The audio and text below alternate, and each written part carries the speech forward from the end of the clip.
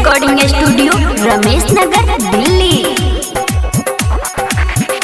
छोरी बनल न हमरा दुल्हा कि खाना हम बना देबोगे कि गोर हम दबा देबोगे।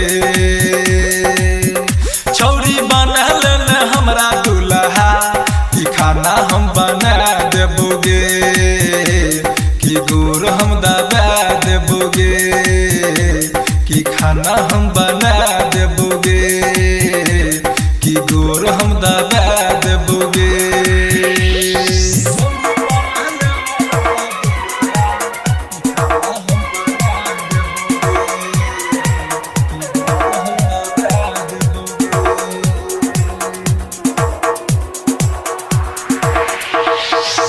चूल्हा चौका हम ही करबो, थारी लोटा हम ही मजबो।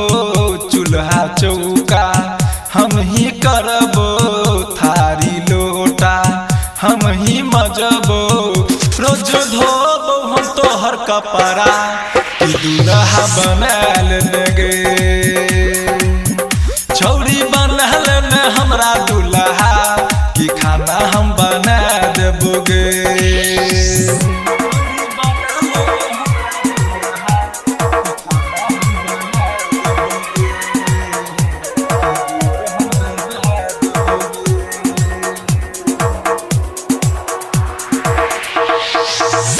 कुछो के नहीं देबोगे कमी, जल्दी बनबो अपना बउआ के मम्मी।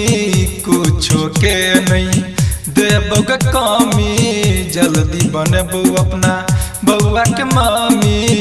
रोज धोबो हम तोहर कपड़ा कि दूल्हा बनल नगे। छौरी बनल न हमरा दूल्हा कि खाना हम बना देबोगे।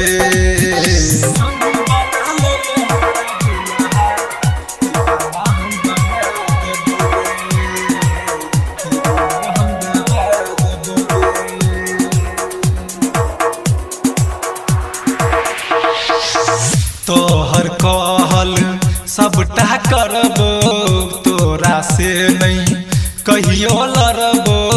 तोहर कहल सबटा करबो, तोरा से नहीं कहियो लड़बो। नहीं करबो हम कहियो झगड़ा कि दूल्हा बनल नगे। छौरी बनल न हमरा दूल्हा कि खाना हम बना देबोगे। प्रेमिका रिकॉर्डिंग स्टूडियो रमेश नगर दिल्ली।